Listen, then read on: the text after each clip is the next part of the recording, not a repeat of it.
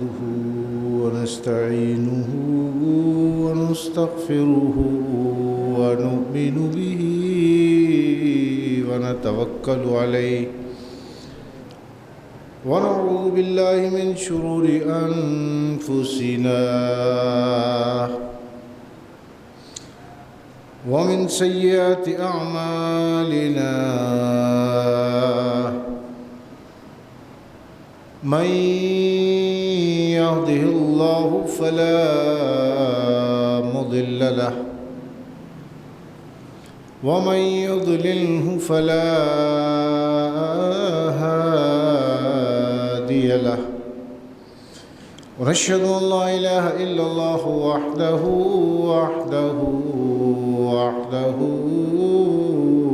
لا شريك له ونشهد أن سيدنا وشفيعنا ونبينا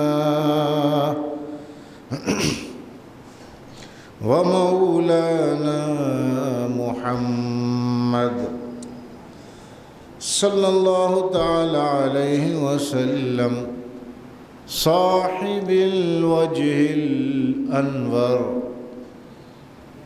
وجبين الأزهر صلاة وسلاما عليك يا سيدي يا مرشدي يا جدي يا رسول الله.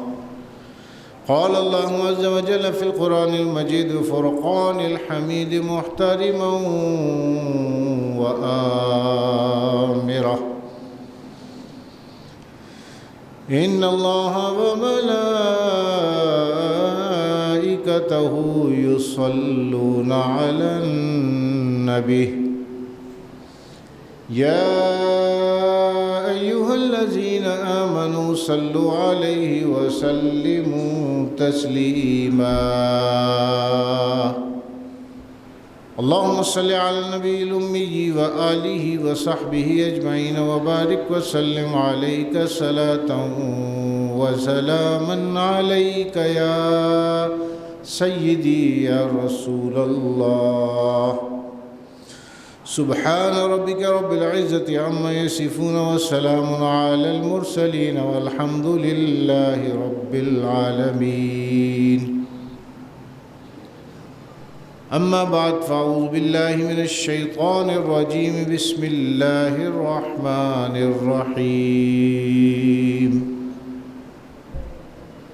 حمد الصلاة کے بعد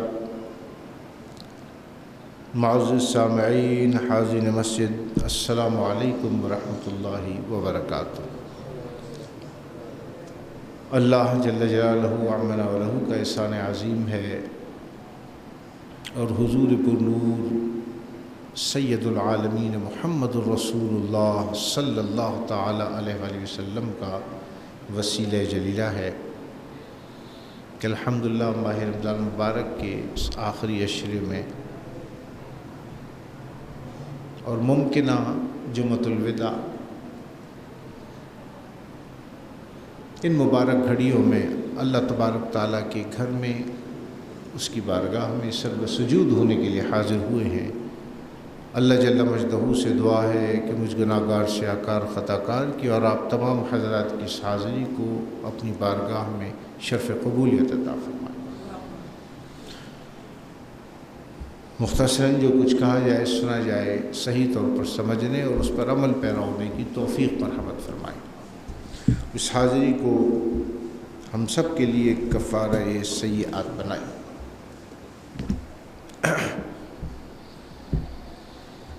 حضور پر نور سید العالمین محمد الرسول اللہ صلی اللہ تعالی علیہ وآلہ وسلم مکہ معظمہ میں اللہ کے نبی نے 13 سال بڑی جد و جہد فرمائی. دین اسلام کی تبلیغ مکہ معظمہ سے شروع ہوئی. صحابہ کرام نے بڑی قربانیاں دی.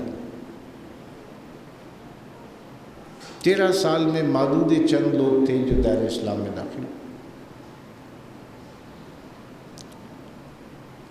اور پھر اللہ تبارک تعالیٰ کے نبی حضور پر نور سید العالمین محمد رسول اللہ صلی اللہ تعالیٰ علیہ وآلہ وسلم کو یہ حکم ہوا کہ آپ ہجرت فرمائیں، ہجرت فرمائیں، اور ہجرت فرما کر مدینہ منورہ تشریف لے کر جائیں۔ صحابہ کرام نے ہجرت فرمائی، اپنا گھر چھوڑا، اپنا کاروبار چھوڑا، یہ ساری چیزیں اللہ تبارک تعالیٰ کے حکم پر چھوڑ کر مکہ معظمہ سے مدینہ منورہ چلے۔ اب مدینہ منورہ میں حالات بظاہر یوں لگتا تھا کہ سکون ہے اور مسلمانوں کو کسی حد تک چین نصیب ہوا، لیکن جو سازشیں تھیں منافقوں کی اور کافروں کی وہ رکی نہیں۔ لہذا آپ نے دیکھا پچھلی جمعۃ المبارک میں ہم نے ذکر کیا غزوہ بدر کا۔ غزوہ بدر کے بعد بھی مسلمانوں کے لیے حالات سازگار کسی حد تک ہوئے، لیکن منافقین اور کافروں کی سازشیں اور بڑھ گئیں۔ ظاہر سی بات ہے کہ مدینہ منورہ میں صحابہ کرام نے دین اسلام کی تبلیغ کے لیے بڑی محنت شروع کر دی، کیونکہ یہاں سے دین کی تبلیغ کا کام بہت تیزی سے ہوا، جو مکہ معظمہ میں نہیں ہو پا رہا تھا۔ لہذا اس کے بعد آپ دیکھیں کہ جنگ احد ہوئی تو مدینہ منورہ ہی کے علاقے میں احد پہاڑ شریف اس وقت مدینہ کی بستی کے باہر تھا، اب مدینہ منورہ کے اندر ہی ہے۔ احد میں کافروں نے بدر کا بدلہ لینے کے لیے پورا سال انویسٹمنٹ کی، اسلحہ بنایا، پیسہ جمع کیا، اور پورا سال محنت کر کے انہوں نے کہا ہم بھرپور حملہ کریں گے اور بدلہ لیں گے ابو جہل کا، عتبہ کا، شیبہ کا، امیہ بن خلف کا، جو مارے گئے تھے، واصل جہنم ہوئے غزوہ بدر میں۔ یہ بڑے بڑے لیڈر تھے مکے کے، جو اسلام کی پہلی جنگ میں ختم ہو گئے تھے۔ ایک سال محنت کی انہوں نے، کافروں نے، اس کے بعد بھرپور حملہ کرنے کی تیاری کی۔ وہ پھر غزوہ احد شریف، وہاں پہ جنگ۔ غزوات کا سلسلہ جاری رہا، رکا نہیں کبھی اسلام میں،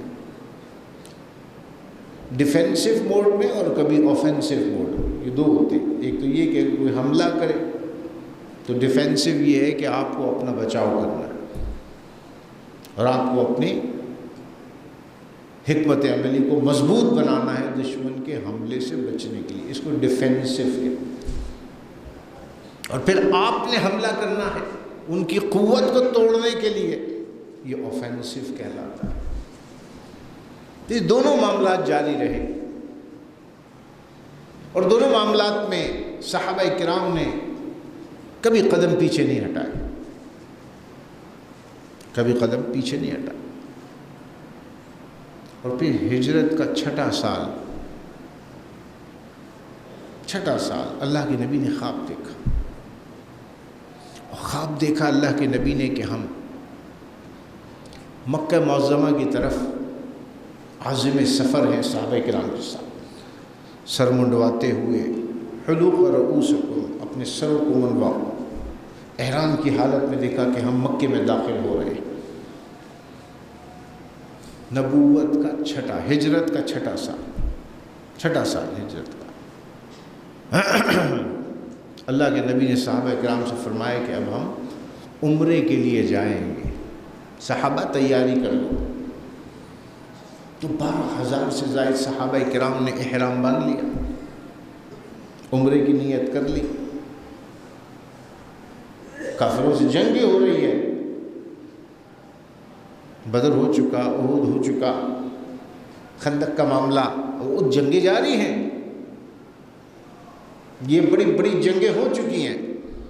اور اللہ کے نبی نے صحابہ اکرام سے فرمایا کہ ہم مکے میں داخل ہوں گے اور عمرہ ادا کریں. مکہ تو کافروں کے قبضے میں ہے، وہ کیسے گھسنے دیں گے ہمیں؟ ان کے بڑے بڑے لیڈر تو مارے گئے ہیں، شکست خوردہ. اللہ کے نبی کا حکم ہے، احرام باندھ لیا، صحابہ کرام ساتھ چلے. ادھر مکے میں خبر آئی کہ مسلمان مدینے سے نکلے ہیں، حملے کے لیے نکلے ہیں شاید. تو ادھر انہوں نے اپنے لشکر تیار کیے. خالد بن ولید اس وقت اسلام نہیں لائے تھے، بڑے بہادر جنگجو تھے. کافروں کی طرف سے، مشرکین مکہ کی طرف سے بہت بڑا قافلہ لے کر نکلے اس راستے جس راستے سے مدینہ منورہ سے حضور اکرم صلی اللہ علیہ وسلم ہزاروں صحابہ کرام کے ساتھ مکے کی جانب روانہ تھے.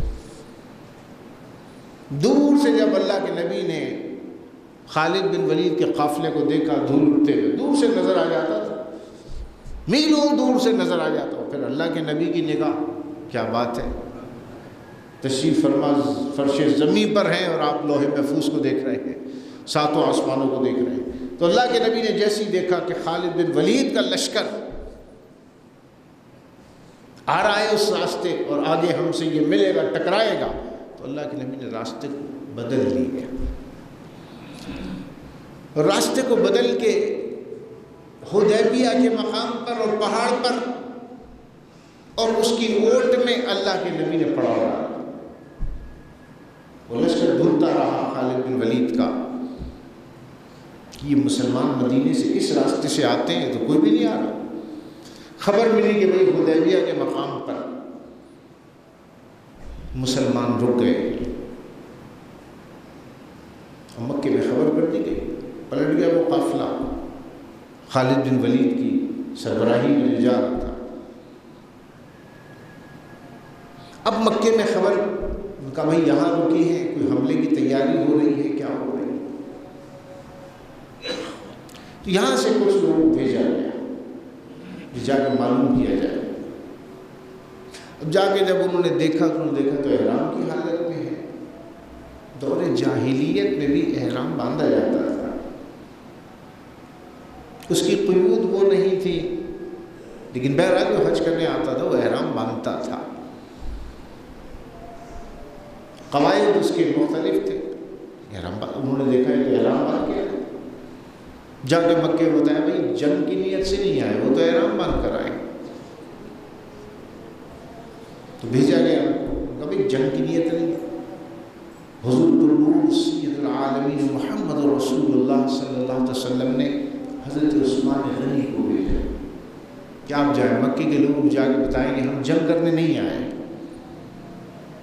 پہلے حضرت عمر فاروق سے فرمایا، حضرت عمر فاروق نے فرمایا یا رسول اللہ میں تو ان کا جانی دشمن ہوں، میرے جانی دشمن، ذرا سی بات بگڑ گئی تو نیام سے تلوار نکل آئی.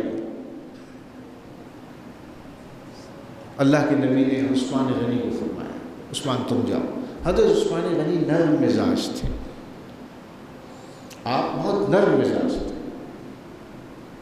تو وقت نہیں میں بتاتا، ان کی خلافت کا دور بھی سب سے زیادہ رہا عثمان غنی رضی اللہ عنہ کا. بڑے آپ پر الزامات لگے. نرم مزاج ہوتا ہے کہ دوسروں کا خیال کرتا ہے پھر دوسرے الزام لگاتے ہیں. دیکھیں جی انہوں نے اقربا پر وہی سے کام لیا، انہوں نے اپنے رشتہ داروں، اپنے لوگوں جس نے کچھ جرم کیا رحم کر دیا. تو عثمان غنی رضی اللہ عنہ کا مزاج نرم تھا. اللہ کے نبی نے عثمان غنی رضی اللہ عنہ کو بھیجا کہ عثمان جاؤ، جا کے معلوم کرو اور مکے کے لوگوں کو بتاؤ ہم احرام کی حالت میں آئے، ہم جنگ کرنے کے لیے اس لیے، ہمیں عمرہ کر لیں تو ہم عمرہ ادا کریں گے، واپس چلے جائیں.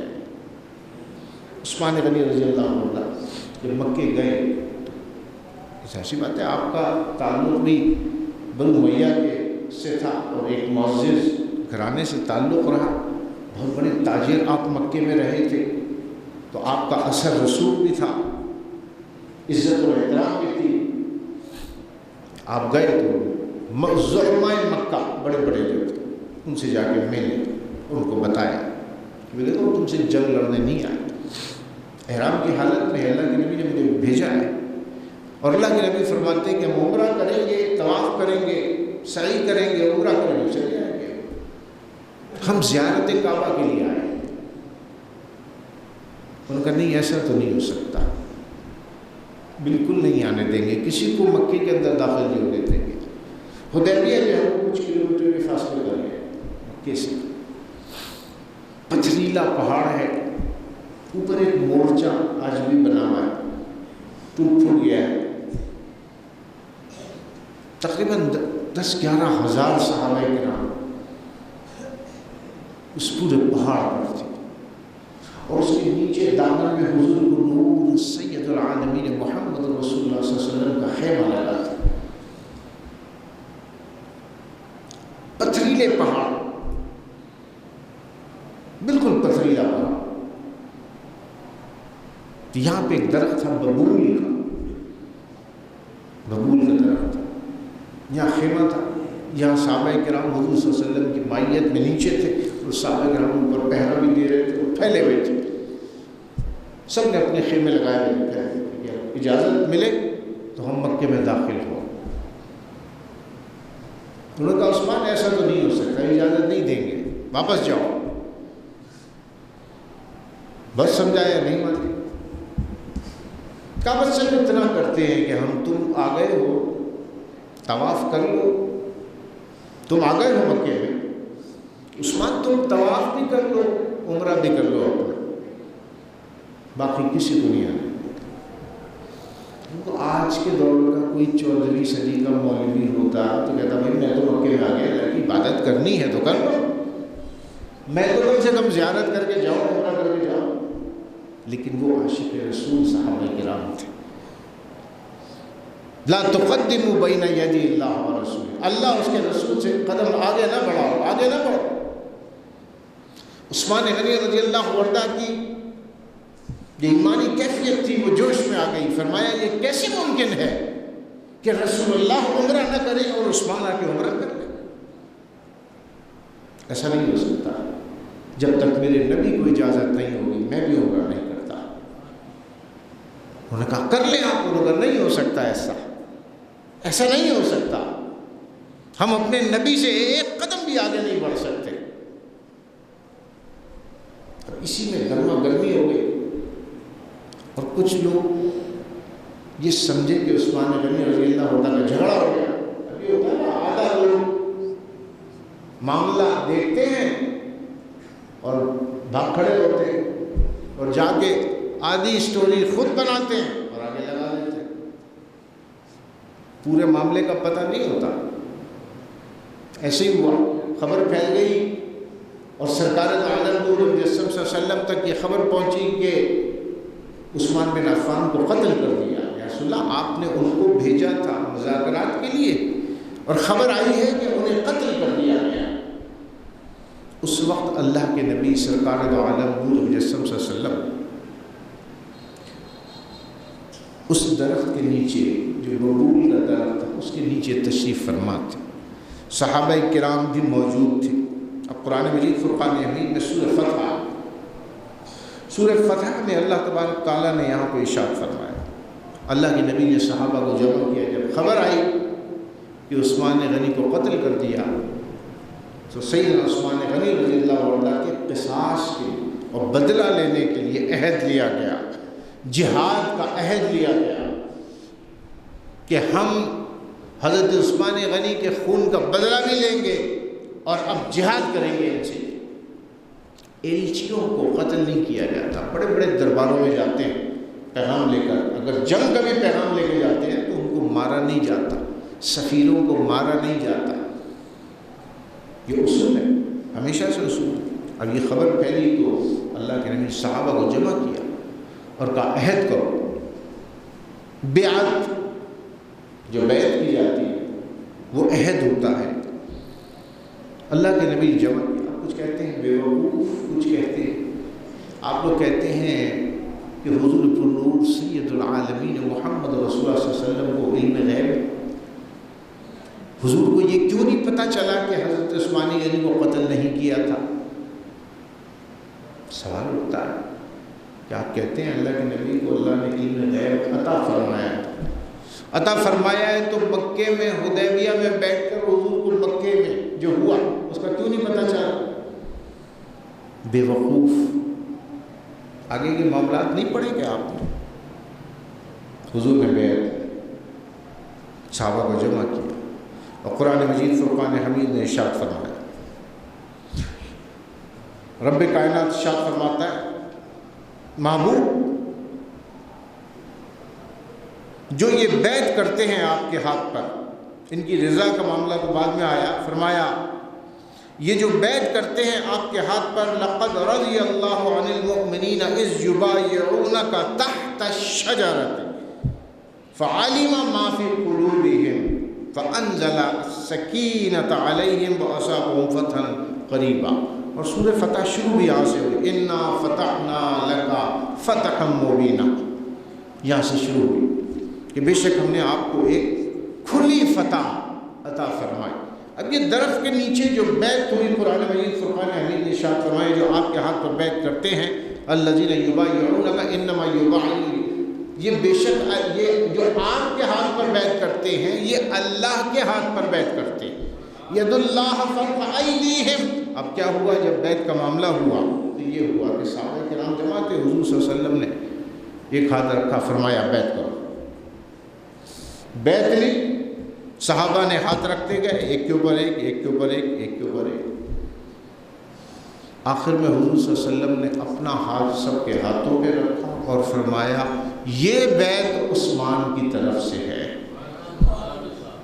یعنی حضور کو معلوم ہے کہ حضرت عثمان غنی حیات ہیں، جبھی تو ان کی بیعت اپنے دست اقدس سے لے رہے ہیں.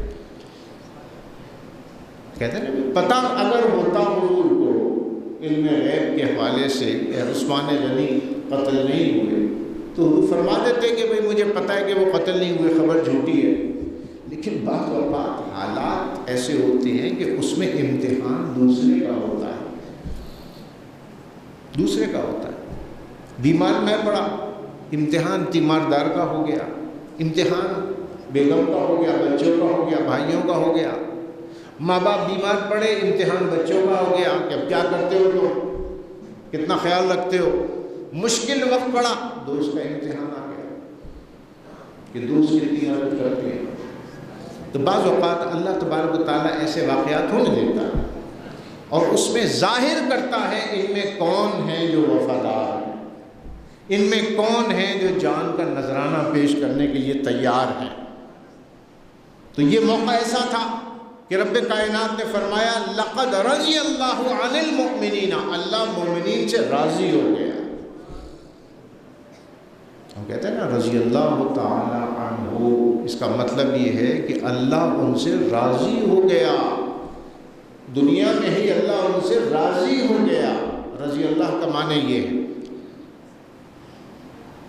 تو یہاں پہ اللہ تبارک تعالیٰ نے فرمایا محبوب یہ درخت کے نیچے جو آپ کے ہاتھ پر بیعت کرتے ہیں بے شک ید اللہ فوق ایدیہم، جو ہاتھ اے نبی آپ کا ہے، اللہ فرماتا ہے یہ آپ کا نہیں ہے، اللہ فرماتا ہے یہ ہمارا ہاتھ ہے. اب مجھے بتاؤ اللہ کا ہاتھ خالی ہے کیا؟ جس ہاتھ کو رب فرمائے کہ میرا ہاتھ ہے وہ ہاتھ خالی ہے؟ وہ ہاتھ بے بس ہوگا؟ اللہ کا ہاتھ معاذاللہ کیا بے بس ہو سکتا ہے؟ وہ ہاتھ خالی ہے کہ کچھ عطا نہیں کر سکتا؟ عطا کر سکتا ہے. اللہ نے نبی کے ہاتھ کو فرمایا کہ میرا ہاتھ ہے. محبوب جو آپ کے ہاتھ پر بیعت کرتے ہیں یبایعون اللہ، بے شک یہ اللہ پر، اللہ کے ہاتھ پر بیعت کر رہے ہیں. ید اللہ فوق ایدیہم، ان کے ہاتھوں پر اللہ کا ہاتھ ہے. بیعت ہو گئی. بعد میں خبر آئی خبر جھوٹی تھی، بعد میں خبر آئی خبر جھوٹی تھی. تو حضور صلی اللہ علیہ وسلم تو عثمان غنی کی بیعت خود لے چکے تھے. تو حضور کو تو معلوم تھا کہ عثمان غنی حیات تھے. ادھر عثمان غنی کا امتحان ہے کہ نبی کو عمرے کی اجازت نہیں دی تو ادھر عشق اور محبت کا امتحان ہے، کعبہ سامنے ہے۔ تحویل کعبہ، تحویل قبلہ جب ہوا وہ بھی امتحان تھا صحابہ کرام کا کہ ایک طرف اللہ اور اس کا قبلہ ہے اور دوسری طرف محمد رسول اللہ۔ عاشق کا امتحان تو ایسے ہی ہوتا ہے، بڑا باریک ہوتا ہے۔ بس صحابہ کرام اللہ کی عبادت کر رہے ہیں نبی کی امامت میں، اور اس قبلے کی طرف رخ کیے ہوئے جس قبلے کی طرف رخ کرنے کا حکم۔ اب 180 ڈگری پر اگر رخ پھر گیا تو امام صاحب آپ کے اگر قبلے کی رخ پھیر لیں سارے نماز توڑ دیں گے، کیا ہو جائے امام صاحب؟ قبلے سے یا آپ پھرتے تو پھریں، ہم تو یہیں رہیں گے، اپنی نماز پوری کریں گے۔ عشق کے امتحان بڑے نازک ہوا کرتے ہیں، بڑے نازک ہوا کرتے ہیں۔ عشق کے امتحان میں حلال حرام نہیں پوچھا جاتا، عشق کے امتحان میں فرض نوافل کی بات نہیں ہوتی کہ نماز پڑھی کہ نہیں پڑھی، حلال کھایا یا نہیں کھایا۔ تو عاشق کا روزہ بھی ویسا ہی ہوتا ہے، اس کے معاملات بڑے نازک ہوتے ہیں۔ ہم جھوٹ بولیں تو روزہ نہیں ٹوٹے گا، مکروہ ہوگا۔ اللہ کا ولی اگر جھوٹ بول دے تو روزہ اس کا ختم ہو جائے گا۔ تو یہاں عشق کا امتحان عثمان غنی رضی اللہ عنہ کا ہے۔ کہاں عمرہ کر لو، عمرہ کس کے لیے؟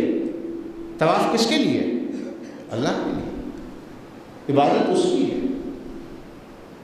جگہ بھی موجود ہے، اجازت بھی مل گئی ہے، اور ایسے موقع پر کہ وہاں 12,000 انتظار کر رہے ہیں اور یہاں آپ کو اجازت مل گئی، بڑی بات۔ لیکن صحابہ کرام کے عشق کا امتحان ہے۔ عثمان غنی فرمایا نہیں کر سکتا جب تک محمد رسول اللہ صلی اللہ علیہ وسلم کو اجازت نہیں ملتی، اس وقت تک عثمان نہ طواف کرے گا، نہ سعی کرے گا، نہ عمرہ کرے گا۔ ہو ہی نہیں سکتا کہ عثمان عمرہ کر لے اور نبی عمرہ نہ کرے، ان سے پہلے کوئی عبادت قبول نہیں ہوگی، منع کر دیا۔ ادھر وہ امتحان تھا، ادھر یہ امتحان صحابہ کرام کی بیعت لینا، بیعت کرو، کون خون عثمان کا حساب لے گا، کون اللہ کی راہ میں جہاد کرے گا۔ لڑنے کے لیے نہیں آئے ہیں، جیسے بدر کا ماحول تھا، اسلحہ زیادہ لے کے نہیں نکلے تھے، تیاری کر کے نہیں نکلے تھے، ادھر بھی عمرے کی غرض سے آئے۔ اللہ کے نبی کہہ کے آئے کہ اپنے ہتھیاروں کو چھوڑ دو، چلو عمرے کے لیے، اور یہاں آ کے کہہ رہے ہیں کہ لڑو گے۔ کیسا امتحان ہوتا ہے عاشقوں کا؟ ہتھیار لینے کے بعد کہا جاتا ہے اب لڑو۔ مومن ہے تو بے تیر بھی لڑتا ہے سپاہی، اسی کو اقبال نے کہا کہ مومن ہے تو اسلحے پہ بھروسہ نہیں کرتا، قوت ایمانی سے لڑ جاتا ہے۔ تو اسلحہ وہاں رکوا دیا، جنگ کا مکے وہاں مدینہ منورہ میں منع کر دیا اللہ کے نبی نے، اور یہاں آ کے بیعت لے رہے ہیں کہ لڑو گے۔ یہ امتحان نہیں تو اور کیا؟ تو پھر اللہ نے فرمایا کہ اس حالت میں بھی جو نبی کے ہاتھ پر بیعت کرتا ہے، یا رسول اللہ جان دے دیں گے، آپ حکم فرمائیں، ہم لڑ جائیں گے۔ رب فرماتا ہے لقد رضی اللہ عن المؤمنین، ان مومنوں سے اللہ راضی ہو گیا محبوب جو آپ کے ہاتھ پر اس درخت کے سائے میں بیٹھ کر، رحمت للعالمین کے سائے عاطفت میں جو بیعت کرتے ہیں، اللہ ان سے راضی ہو گیا۔ جنگ تو ہوئی نہیں لیکن اللہ راضی ہو گیا۔ کتنی بڑی بات ہے۔ آپ نیکی کا جذبہ لے کر اٹھیں، تہیا کریں، اللہ اپنی رضا کی خوشخبری سنا دیتا ہے۔ بھئی ابھی تو دیکھو نا کہ لڑ بھی سکتے ہو، نہیں لڑ سکتے ہو، کیسا لڑو گے، فتح ہوگی، شکست ہوگی، کون ڈر کے بھاگے گا، کون پیٹھ پہ تیر کھائے گا، کون سینے پہ تیر کا، بھی تو امتحان باقی ہے۔ لیکن یہاں بتانے کا مقصد یہ ہے قرآن مجید فرقان حمید کی، جس نے اللہ کے نبی سے وعدہ کر لیا دل و جان سے، اللہ فرماتا ہے جانتا ہے اللہ ان کے دلوں میں کیا ہے۔ اللہ صحابہ کے دلوں کی کیفیت کو جانتا ہے، ما فی قلوبہم، جو ان کے دلوں میں ہے رب جانتا ہے کہ سچے دل سے اللہ کے نبی کے ہاتھ پر یہ بیعت کر رہے ہیں۔ تو آپ نیکی کا ارادہ کیا کریں، مصمم ارادہ کریں نیکی کا کہ میں کروں گا۔ آپ ارادہ کریں گے اور اللہ کی مدد، اللہ کی رضا نازل ہونا شروع ہو جائے گی صرف ارادے سے۔ میں بار بار کہتا ہوں، صرف ایک ڈیسیژن، ون کریٹیکل ڈیسیژن، ایک نازک فیصلہ۔ زندگی میں جتنے اچھے فیصلے آپ نے لے لیے اتنے اچھے مستقبل آپ کا انتظار کر رہے ہیں، جتنے برے فیصلے لیں گے اتنا برا مستقبل۔ ہمارا ہر کام ایک فیصلے کے اوپر ہے، ادھر یا ادھر۔ اب یہ سوچ لے کدھر جا رہا ہے، اور قرآن نے کہا قد تبین الرشد من الغی فمن شاء فلیؤمن فمن شاء فلیکفر۔ ہم نے دونوں راستوں کو واضح کر دیا کہ یہ برا ہے، اس میں یہ ہوگا، یہ اچھا ہے، اس میں یہ ہوگا۔ فمن شاء فلیؤمن فمن شاء فلیکفر۔ اب تم پر ہے، تم اچھائی کی طرف جانا چاہتے ہو تو ایمان لے آؤ، برائی کی طرف جانا چاہتے ہو تو رد کر دو۔ یہ ہمارے فیصلے ہوتے ہیں۔ آج جو کچھ ہم ہیں اپنے ماضی کے فیصلوں کی وجہ سے ہیں، اور کل ہم جہاں ہوں گے وہ آج کے حال کے فیصلوں کی وجہ سے ہوں گے۔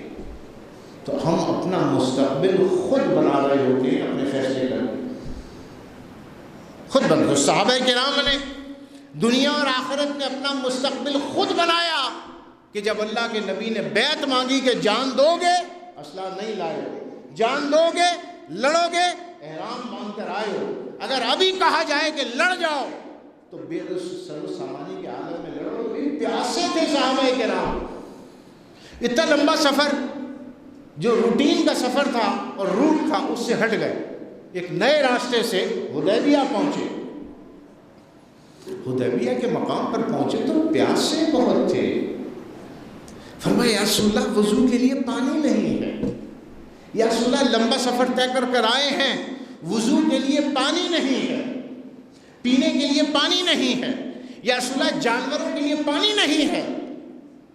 دیکھو کنواں، ہاں یا رسول اللہ ایک کنواں مل گیا، دیکھو بھئی اس میں کیا ہے، دیکھو یا رسول اللہ یہ تو سوکھا پڑا ہے، یہ کنواں یا رسول اللہ سوکھا پڑا ہے۔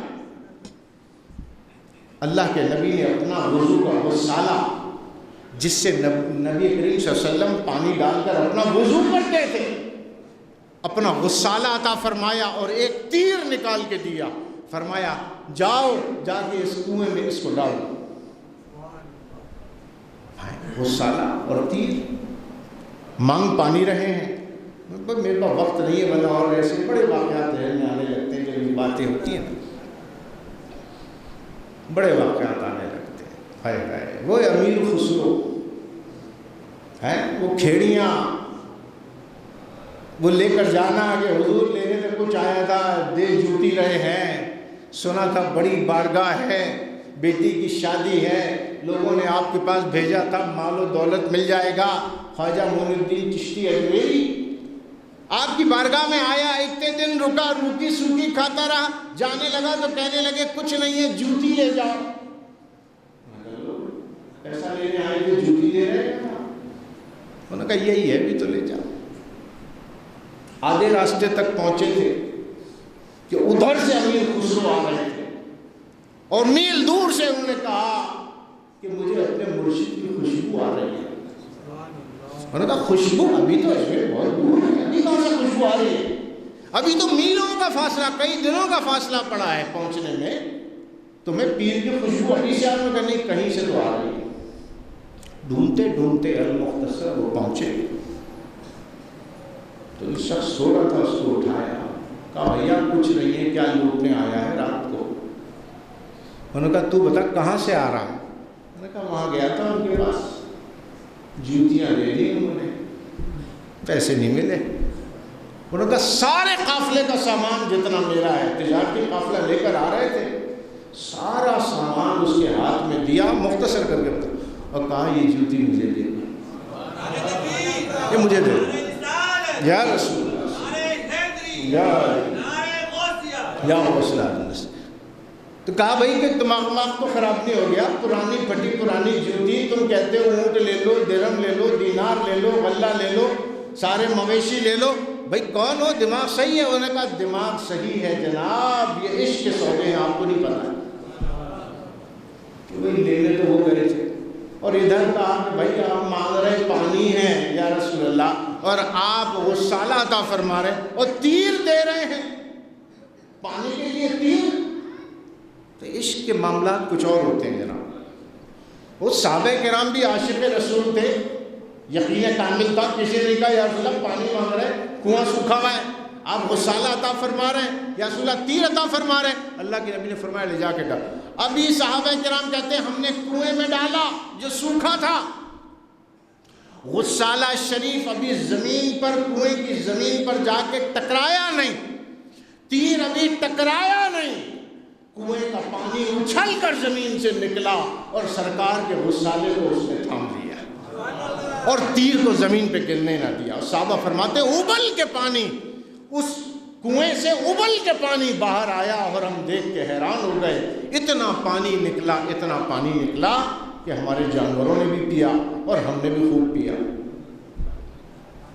پھر ایک وہ ہزاروں صحابہ کرام تھے، پھر ایک جماعت آئی، فرمایا اللہ پانی نہیں ہے۔ اللہ کے نبی نے فرمایا برتن لے آؤ، برتن لے آؤ اپنے اپنے۔ سب اپنے مشکیزے اور برتن لے کر آ گئے۔ اللہ کے نبی نے ایک کلی فرمائی، ایک برتن میں تھوڑا سا پانی سے کلی اور اپنا دست اقدس اس برتن میں رکھ دیا۔ یہ رکھنے کی دیر تھی کہ ہزاروں صحابہ کرام چشمدید گواہ ہیں کہ جیسے ہی اللہ کے نبی نے اپنے دست اقدس اس پانی میں رکھا، پانی کے چشمے جاری ہو گئے۔ یا رسول یا رسول، تو یہ پانی کے چشمے جاری ہو گئے۔ دنیا کا واحد پانی جو صحابہ کرام نے پیا، نہ زمین سے نکلا تھا نہ آسمان سے برسا تھا۔ کتنے خوش قسمت ہیں۔ دنیا کا کون سا پانی ایسا جو نہ زمین سے نکلے نہ آسمان سے برسے؟ وہ پانی حضور کے انگشتان مبارک سے نکلا ہوا پانی تھا۔ یہ دو بڑے واقعات اور بھی ہوئے بہت سے، وقت میرے پاس کم ہے، ٹائم ہو رہا ہے۔ آج جمعۃ الوداع ہے، سلام بھی پڑھا جائے گا جمعۃ الوداع کا، اس میں بھی تھوڑا وقت لگے گا، تو میں آج کچھ جلدی اپنے بیان کو وائنڈ اپ کروں گا تاکہ نماز بھی 2 بجے کریں گے تو پھر 2:15 بجے تک وہ ہوگا، تو 2:30-3 بجے تک آپ صلاۃ السلام پڑھیں گے، 5-6 منٹ میں دے دوں گا۔ تو رب نے فرمایا اللہ کے حبیب نے کہ بھائی دیکھو اس کو لے جا کے ڈالو، اب پانی کی کمی ہے۔ اب ادھر صحابہ کرام کو خبر مل گئی، یہ بیعت ہو گئی، بعد میں خبر آ گئی کہ عثمان غنی حیات ہے۔ خبر آ گئی، اب انہوں نے کہا بھائی کہ اللہ کے نبی نے اچھا پیغام بھیجا تھا کہ ہم لڑنے کے لیے نہیں آئے۔ ادھر قریش کے لوگوں نے کہا بھائی کیا کیا جائے، آپس میں مشاورت چل رہی تھی۔ تو بھائی مشاورت میں طے ہوا کہ بھائی ٹھیک ہے، ایک آدمی تھا عروہ بن مسعود یا مسعود بن عروہ ان کا نام آیا، بڑے تاجر تھے، بڑے بڑے بادشاہوں کے درباروں میں جا چکے تھے۔ انہوں نے کہا دیکھو ویسے تو میں نہ تمہارا باپ ہوں اور نہ تم میرے بیٹوں کی طرح ہو اہل مکہ، لیکن میری بات اگر مانو تو مجھے موقع دو تو میں جا کے کوئی معاہدہ کروں، یہ جنگ کے لیے نہیں آئے ہیں۔ اور انہوں نے کہا کہ محمد بن عبداللہ صلی اللہ علیہ وسلم، انہوں نے بڑی اچھی بات کی ہے کہ ہم جنگ نہیں چاہتے، لہٰذا موقع اچھا ہے کہ معاہدہ کر لیا جائے، کئی جنگیں تم ہار چکے ہو، بڑے بڑے لیڈر تمہارے مر چکے ہیں، معاہدہ کر لو، مجھے اجازت دو میں جاتا ہوں۔ لہٰذا ان کو منتخب کیا گیا اور یہ گئے حضور سید العالمین محمد رسول اللہ صلی اللہ علیہ وسلم سے ملنے۔ اللہ کے نبی، واقعات اتنے ہیں، روایات اتنے ہیں کہ سوچتا ہوں بولوں پھر سوچتا ہوں نہ بولوں وقت کی وجہ سے۔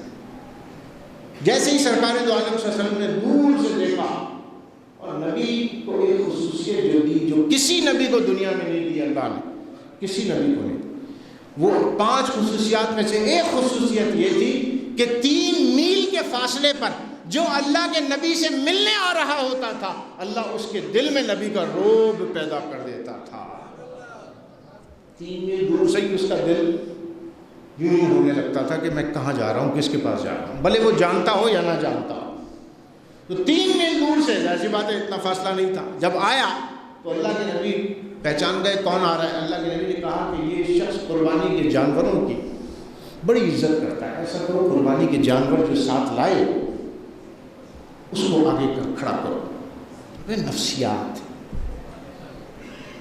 معاملات نفسیات کو سمجھنا, کون آدمی ہے, کیا چاہتا ہے, کیا اور نبی سے اچھا مزاج شناس کوئی ہو سکتا ہے؟ کوئی نہیں ہو سکتا. وہ سائل کے دل کو بھی جانتے ہیں, زبان کو بھی جانتے ہیں, دماغ کو بھی جانتے ہیں, نیچر کو بھی جانتے ہیں, ماضی کو بھی جانتے ہیں, حال کو بھی جانتے ہیں, مستقبل کو بھی جانتے ہیں, نگاہ نبوت سب جانتی ہے. فرمایا اس کے آگے جانور کھڑے کر دو, آئے گا قربانی کے جانوروں کو دیکھے گا تو اس کے دل پہ الگ اثر پڑے گا. خیر وہ آئے اور دیکھ کر بڑے حیران ہوئے. قربانی کے جانور, پہلے قربانی کے جانوروں سے گزرتے ہوئے حضور صلی اللہ علیہ وسلم کے پاس آئے اور آ کے انہوں نے کہا کہ بہتر نہیں ہے کہ ہم کوئی معاہدہ کر لیں, یعنی صلح حدیبیہ, کوئی معاہدہ کر لیں. ہم حدیبیہ کے مقام پر ہوا صلح حدیبیہ کہلایا, معاہدہ حدیبیہ, ہاں جی کر لیں. اس دوران انہوں نے ایک چیز دیکھی اور جا کے مکے والوں کو جب بتائی, معاہدہ لکھ لیا گیا, اس کی لمبی شرائط ہے, وقت ہمارے پاس کم ہے. معاہدہ ہو گیا, 10 سال کا معاہدہ ہو گیا, 2 سال میں ٹوٹ گیا, قریش نے توڑ دیا. ایک قبیلے پر حملہ کیا طواف کے دوران, مارا پیٹا, 70 لوگ شہید ہو گئے, معاہدہ توڑ دیا. 10 سال کا معاہدہ 2 سال میں ٹوٹ گیا. صحابہ کرام بہت سے جو دور اندیش نہیں تھے, ہزاروں تھے, یا رسول اللہ کیا ہم مسلمان, عمر فاروق جیسے لوگ, یا رسول اللہ کیا ہم مسلمان نہیں. اللہ کے نبی نے فرمایا, غصے میں آئے, تیش میں آئے, ہم جھک کے معاہدہ کیوں کر رہے ہیں, ساری شرائط ہمارے خلاف جاتی نظر آ رہی ہیں, یا رسول اللہ ہم کمزور ہیں. اس نے فرمایا نہیں, آپ اللہ کے نبی ہیں. ہاں میں اللہ کے نبی, اللہ کی مدد نصرت ہمارے ساتھ ہے. ہاں ہے. بڑے غصے میں یہ الفاظ اللہ کے نبی کے سامنے گئے. حضرت عمر فاروق فرماتے ہیں ساری زندگی میں روتا رہا. ابو بکر صدیق نے میرا ہاتھ تھاما, فرمایا عمر اللہ کا نبی ہے, کوئی کام اللہ کی اجازت کے بغیر نہیں کرتے. تمہیں نظر آ رہا ہے کہ شکست ہے, تمہیں نظر آ رہا ہے کہ یہ ایک ایسا معاہدہ ہے جس میں مسلمانوں کے لیے کوئی خاص اچھی بات نہیں. اللہ کا نبی بہتر جانتا ہے, اللہ اور اللہ کا نبی بہتر جانتا ہے. تو صحابہ کو سمجھ میں نہیں آ رہا تھا. 10 سال کا معاہدہ, اس کا فائدہ ہوا. انا فتحنا لک فتحا مبینا, قرآن نے کہا ہم نے کھلی فتح آپ کو عطا فرمایا. فتح مکہ کے لیے راستے کھول دیے اس معاہدے سے. جو بظاہر بند لگتے تھے اصل میں وہ راستے کھل گئے تھے. کیا وجوہات تھی وہ انشاءاللہ پھر بھی بتاؤں گا. معاہدہ ہو گیا, لکھنے میں حضرت علی کرم اللہ وجہ الکریم نے کردار ادا کیا, لکھا. اور جب معاہدے میں آیا کہ یہ معاہدہ قریش اور محمد رسول اللہ کے درمیان ہے تو وہ کہنے لگا کہ ہم آپ کو رسول اللہ اگر مانتے ہوتے تو جھگڑا ہی نہ ہوتا. یہی تو سارا جھگڑا ہے کہ ہم آپ کو اللہ کا رسول نہیں مانتے. محمد بن عبداللہ لکھے. حضور نے علی سے فرمایا, علی اس کو, علی نے فرمایا کہ جب وہ لکھ نہیں سکتے تو میں مٹا نہیں سکتا. میں بھی علی ہوں, میرا بھی ایمان, میرا عشق گوارا نہیں کرتا کہ محمد کے آگے رسول اللہ کو مٹاؤں. یا رسول اللہ نہیں مٹا سکتا, ان کو وہ گوارا نہیں, علی کو یہ گوارا نہیں. پھر حضرت علی کا مقام, حضور صلی اللہ علیہ وسلم نے ارشاد فرمایا دکھاؤ کہاں لکھا ہے.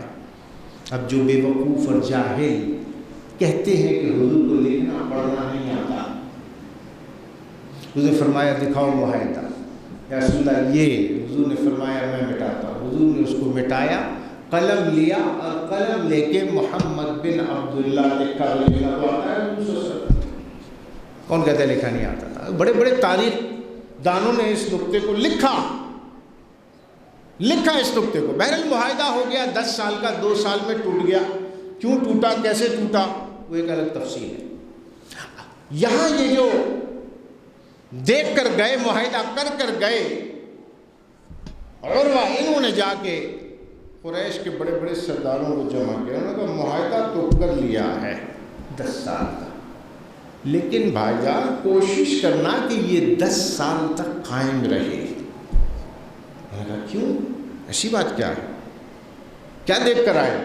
انہوں نے کہا میں بڑے بڑے درباروں میں، بڑے بڑے محلات میں، بڑے بڑے کلیساؤں میں گیا، قیصر روم کے دربار میں گیا ہوں، ایران کے درباروں میں گیا ہوں، بیزنٹین امپائر کے بڑے بڑے بادشاہوں کے پاس گیا ہوں، لیکن جو چیز میں نے یہاں محمد جن کو یہ اللہ کا رسول کہتے ہیں ان کے دربار میں جو چیز دیکھی میں نے بڑے سے بڑے محل میں بادشاہ کے لیے نہیں دیکھی۔ کیا دیکھ کر آ گئے؟ انہوں نے کہا یہ وہ قوم ہے جو اپنے نبی کے وضو کے پانی کو نیچے نہیں گرنے دیتی۔ میں نے دیکھا کہ جب اللہ کے نبی ان کے رسول وضو کرتے ہیں تو وضو کا ایک قطرہ زمین پر نہیں گرنے دیتے، کھنکارتے ہیں۔ صحیح بخاری شریف کے جب کھنکارتے ہیں، بغل جو آپ کا بلغم ہے، بلغم مبارک جب تھوکتے ہیں تو اس کو بھی ہاتھوں میں لے کر مشک کی طرح چہرے اور اپنے بدن پہ مل لیتے ہیں۔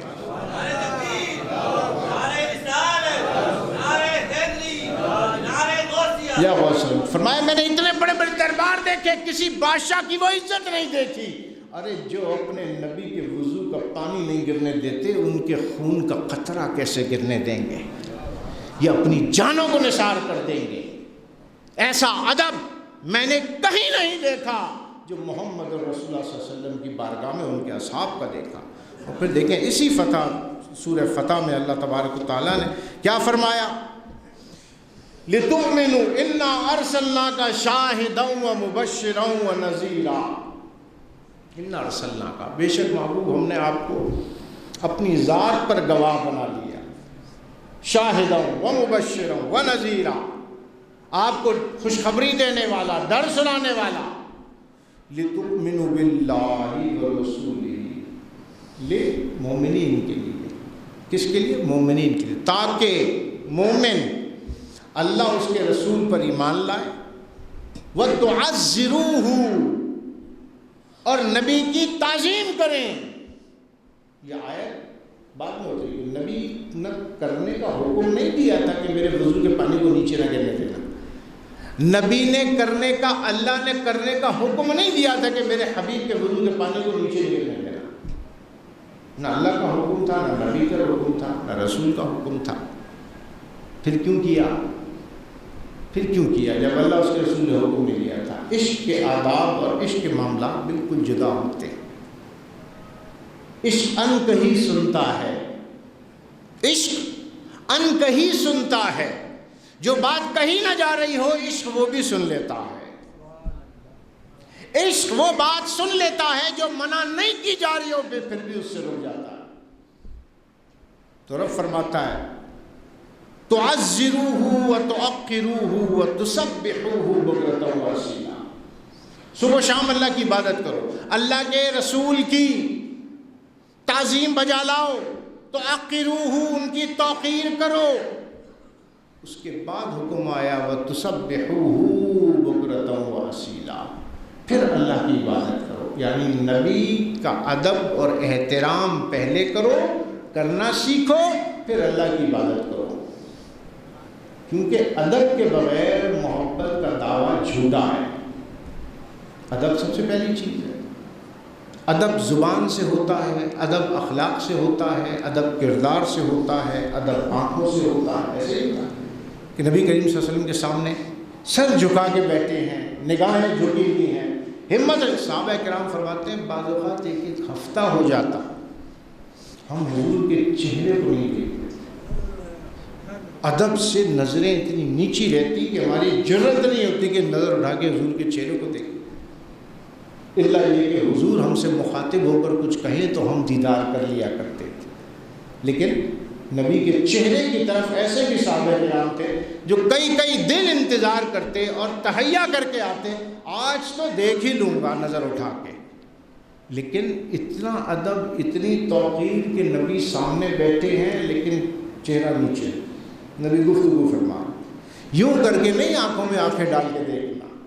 محبت میں یہ بھی بے ادبی ہے، عشق میں یہ بھی بے ادبی ہے کہ اتنی بے باکی کہ نظروں سے نظریں ملا رہے ہیں۔ صحابہ اتنا ادب اور احترام فرماتے ہیں۔ تو کسی نے حکم نہیں دیا تھا، یہ آیت تو بعد میں آئی کہ نبی کی توقیر کرو، نبی کی عزت کرو۔ ادب سے عزت شروع ہوتی ہے جناب، یہ نہیں کہ منہ میں گالیاں اور بولے میں آپ کا بڑا ادب کرتا ہوں۔ بھائی کہاں سے ادب کرتے ہو؟ زبان سے انگارے نکل رہے ہیں تمہارے، بولے ادب کرتا ہوں۔ دل کا بہت اچھا ہے بھیا، دل کس نے چیر کے دیکھا ہے؟ وہ تو اللہ جانے اور تم جانو۔ زبان اچھی رکھنے کا حکم ہے، آنکھوں کو اچھا رکھنے کا حکم ہے، اعضاء اور جوارح سے ادب کرنے کا حکم ہے۔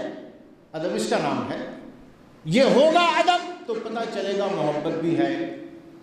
اب زبان سے آپ کے گستاخانہ الفاظ نکل رہے ہیں اللہ کے لیے، رسول کے لیے، معاذ اللہ اولیاء کے لیے، اہل بیت اطہار صحابہ کے لیے، قرآن کے لیے، اور بعد میں کہیں میں بڑی محبت کرتا ہوں جی۔ خاک تمہاری محبت ہے، زبان سے تمہارے انگارے برس رہے ہیں، زبان سے تم نبی کے لیے ایک ادب کا لفظ نہیں بول رہے، بے ادبی کے الفاظ نبی کے اور صحابہ کے لیے استعمال کر رہے ہو۔ تو یہ ساری نشانیاں ہوتی ہیں۔ دیکھو جب وقت میرے پاس کم ہوتا ہے، بار بار کہتا ہوں، وہ 2-3 منٹ رہ گئے۔ جب ذات سے محبت ہوتی ہے، جب ذات سے محبت ہوتی ہے، محبت کی 4 اقسام ہیں: محبت آثاری، محبت افعالی، محبت صفاتی، محبت ذاتی، یہ 4 ہیں۔ لیکن جب ذات سے محبت ہوتی ہے تو نبی کے آثار سے بھی محبت ہوتی ہے، نبی کے افعال سے بھی محبت ہوتی ہے، نبی کی صفت اور ان کی کوالٹی سے بھی محبت ہوتی ہے۔ جب ذات سے محبت ہوتی ہے نا تو پھر یہ نہیں پتہ ہوتا کہ کیوں محبت ہے، بس محبت ہوتی ہے، چاہے اچھا ہو یا برا ہو نظر کے عقل کے سامنے، پھر محبت ہوتی ہے۔ تو پھر زبان سے بھی محبت اور ادب کے الفاظ نکلتے ہیں۔ محبت کا دعویٰ کرنے والا بے ادب نہیں ہو سکتا، یاد رکھو۔ علم ہو جانا کوئی علامہ علم سے نہیں بن جاتا۔